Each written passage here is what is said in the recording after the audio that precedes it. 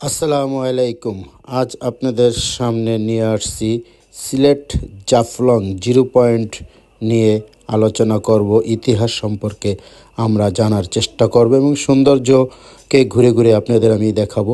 আমাদের পিছনেই দেখা যাচ্ছে জিরো পয়েন্টের যে ঝুলন্ত বৃষ্টি বলে সেটি, এবং পাথরের উপরে অনেক লোক হাঁটতেছে। জাফলং বাংলাদেশের সিলেটের গোয়াইনঘাট উপজেলার অন্তর্গত একটি পর্যটন স্থান। জাফলং সিলেট শহর থেকে ৬২ কিলোমিটার উত্তর পূর্ব দিকে ভারতের মেঘালয় সীমান্ত ঘেঁষে খাসিয়া জেন্তা পাহাড়ের পদদেশে অবস্থিত এবং এখানে পাহাড় আর নদীর অপূর্ব সম্মিলিত বলেই এই এলাকায় বাংলাদেশের অন্যতম একটি পর্যটক স্থান হিসেবে পরিচিত।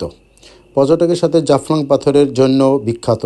শ্রমজীবী মানুষের পাথরের কাজ করে জীবিকা নির্বাহ করে আসছে সেই বহু বছর যাবৎ। বিবরণ: বাংলাদেশের সিলেটের সীমান্তবর্তী এলাকায় জাফলং অবস্থিত। এর অপর পাশে ভারতের ডাউকি অঞ্চল। ডাউকি অঞ্চলের পাহাড় থেকে ডাউকি নদী এই জাফলং দিয়ে বাংলাদেশ প্রবেশ করেছেন। মূলত পিয়াইন নদীর আবাহিকার জাফলং অবস্থিত। সিলেট জেলার জাফলং তামাবিল লালাখাল অঞ্চলে রয়েছে পাহাড়ি উত্তরবঙ্গ। এই উত্তরবঙ্গের পালকি শিলা প্রত্যেকটি হয়েছে, তাই এখানে বেশ কয়েকবার ভূতাত্ত্বিক জরিপ পরিচালনা করা হয়েছে। বাংলাদেশের পক্ষ থেকে বাংলাদেশের 4 ধরনের কঠিন শিলা পাওয়া যায়। তার মধ্যে ভোলাগঞ্জ জাফলংয়ে পাওয়া যায় কঠিন শিলার নুড়ি।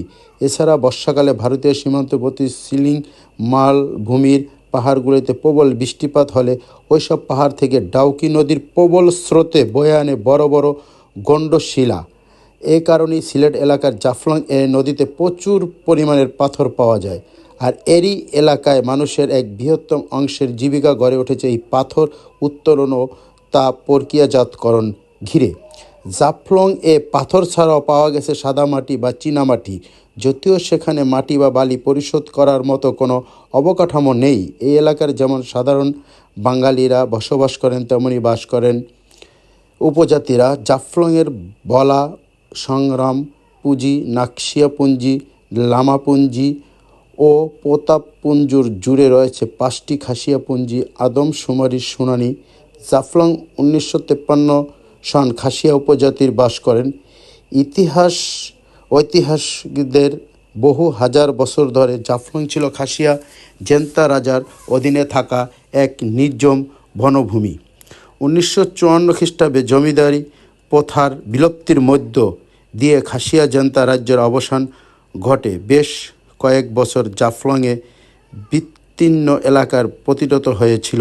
পরবর্তী ব্যবসায়ীরা পাথরের সন্ধানে বিভিন্ন এলাকায় নৌপথে জাফলং আসতে শুরু করেন, আর পাথর ব্যবসার প্রসার ঘটতে থাকলে একসময় গড়ে উঠে নতুন জনবসতি। আর সেই বসতি এলাকাটাই খুব সুন্দর একটি পর্যটক এলাকা হিসাবে এখন গণ্য হয়েছে। এখানে বছরে সব সময় পর্যটকের ভিড় লেগে থাকে, কারণ এখানে আসলে দুটা দেশের সীমান্তবর্তী এলাকা, তাই ইন্ডিয়ার সৌন্দর্য এখান থেকে উপভোগ করা যায়।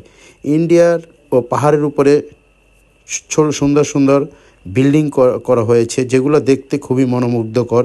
ছোট ছোট দেখা যায়, তাও আপনি ক্যামেরার লেন্স দিয়ে টেনে ঝুম করে দেখতে পারবেন বাড়িগুলো কত সুন্দর দেখাচ্ছে। উঁচু উঁচু পাহাড়ের উপরে এত সুন্দর সুন্দর ঘর, তাদের দেখতে খুব ভালোই লাগে।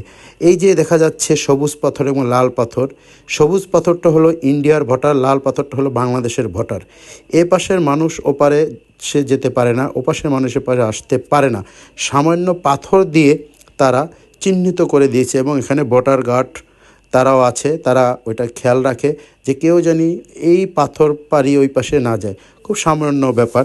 আমিও ভুল করে যখন ভিডিও করতেছিলাম হঠাৎ করে পাথর খেয়াল না করে ও পাশে চলে গিয়েছিলাম, তো আমাকে বিএসএফ এসে পরে সতর্ক করলো, আমি এ পাশে চলে আসলাম। তো আমি প্রথম ভেবেছিলাম ও পাশে যে মানুষগুলো হাঁটছে হয়তো আমাদের বাংলাদেশের মতোই পর্যটক তারা আসছে, আসলে না, তারা ইন্ডিয়ান, আমরা বাংলাদেশে। আসসালামু আলাইকুম। আজকে